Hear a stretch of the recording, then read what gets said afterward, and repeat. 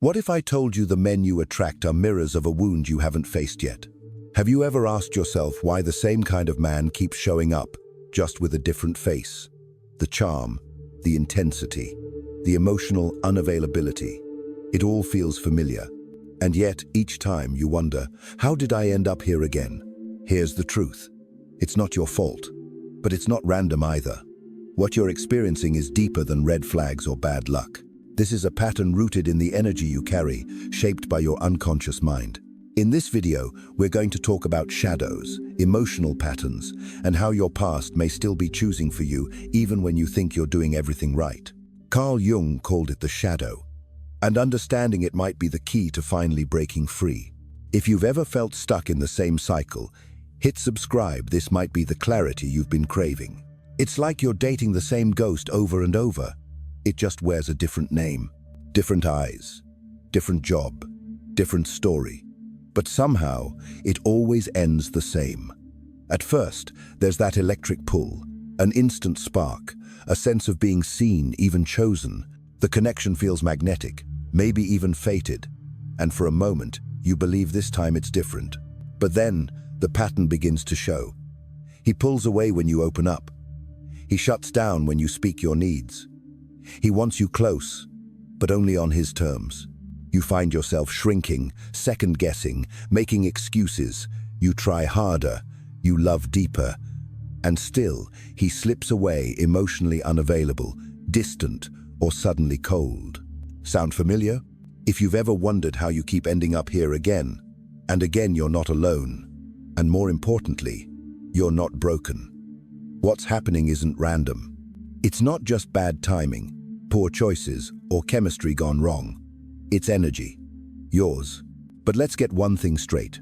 Energy isn't about how loud you speak or how you dress.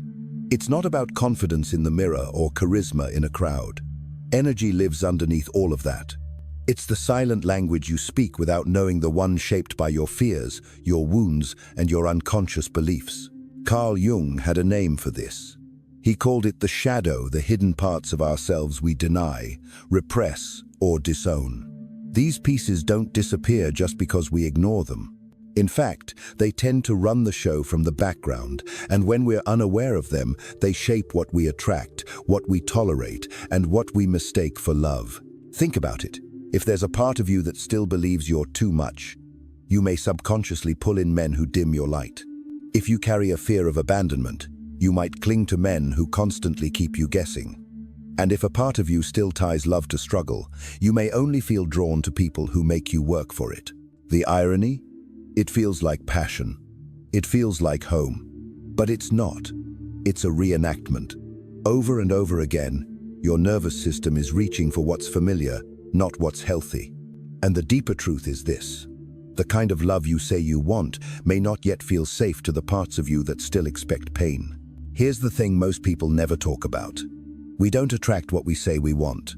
We attract what we believe we deserve, deep down, especially the parts we've never questioned.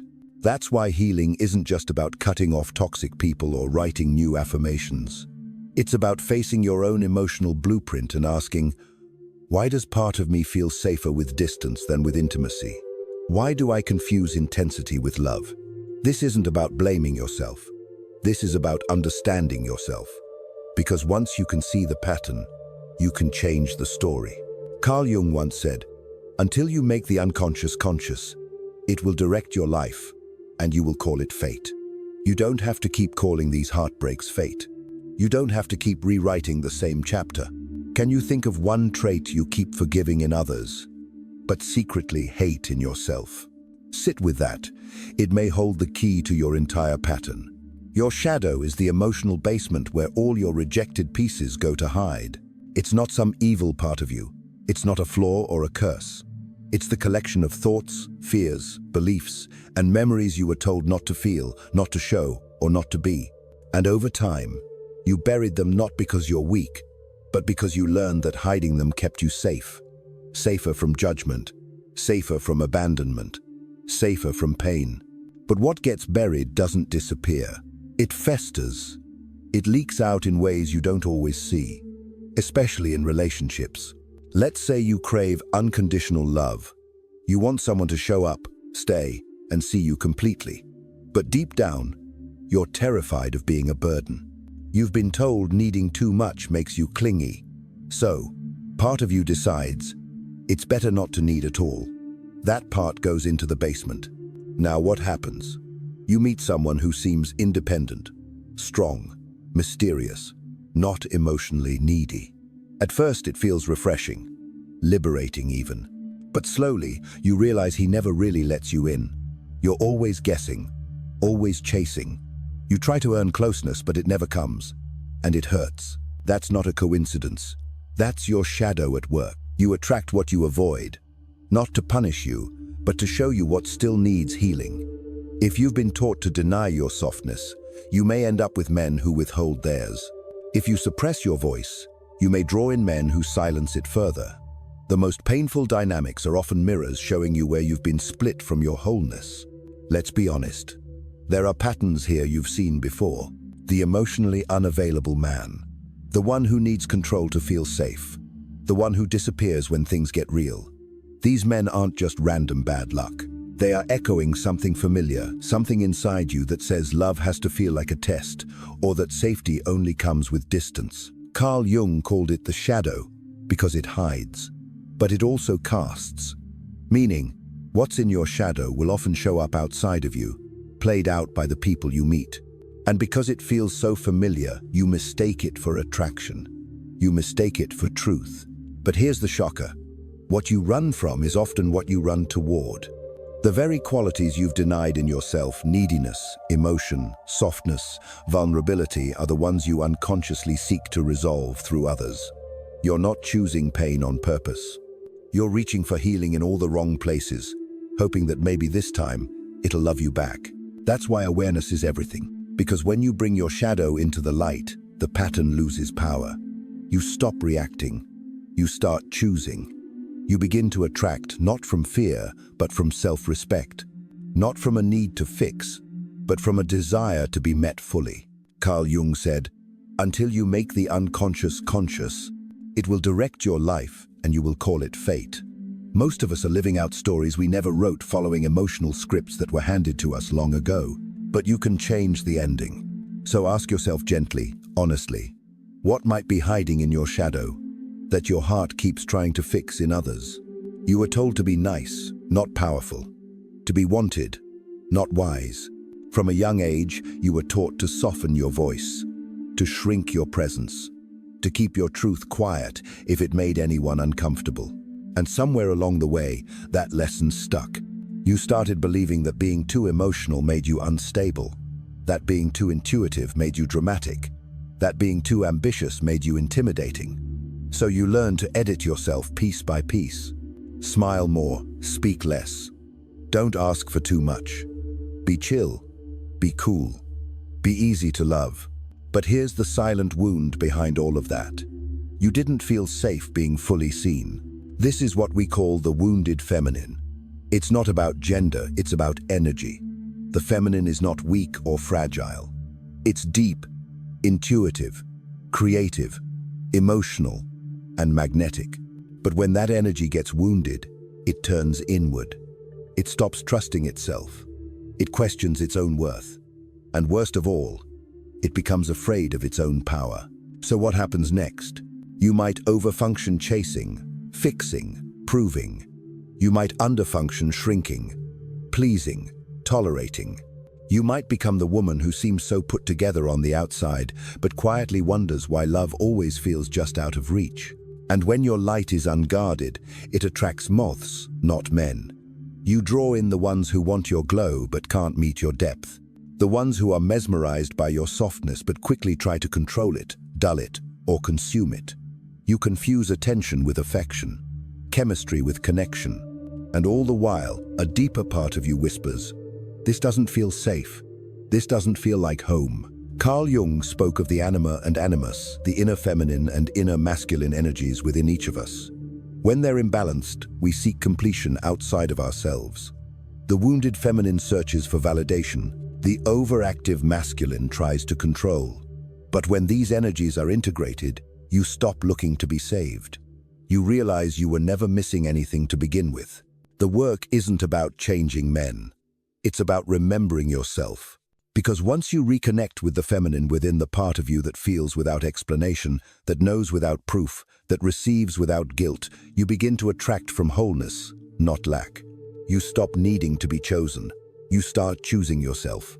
You start setting boundaries not to push people away, but to protect what's sacred. You stop over-explaining your needs and start honoring them.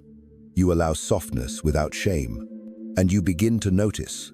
The wrong men no longer feel magnetic. They feel exhausting. The truth is, your light has never been the problem. The problem was believing you had to dim it to feel loved. So let me ask you something. What part of your softness did you bury to feel safe? Because the world needs her back. And more importantly, you do. Individuation is the process of becoming all of who you are, not just the parts others accept. It's not about becoming someone new. It's about remembering the parts of yourself you were told to hide. The truth is, you're not broken. You're not missing anything.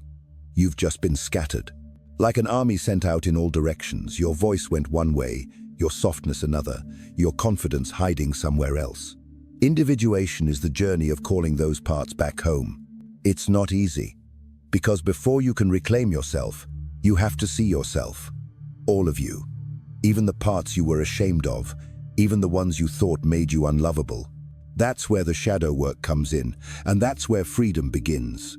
Carl Jung believed that individuation is the goal of psychological development.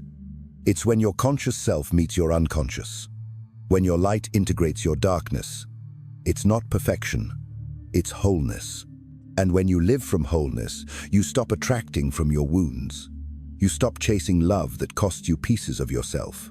So what does that journey actually look like? First, you start listening, really listening, to the part of you that gets anxious when someone pulls away, to the part that feels the need to prove your worth, to the quiet voice that whispers, "This doesn't feel right," even when your mind says, "It looks perfect on paper." Listening is an act of reclamation, because for years, you were probably taught to override your own signals. People, please, stay quiet, keep the peace. But every time you silenced your truth, a piece of you got left behind. Now, you get to bring her back. Next, you set boundaries. Not walls, not punishments. Boundaries are how you teach the world how to treat you.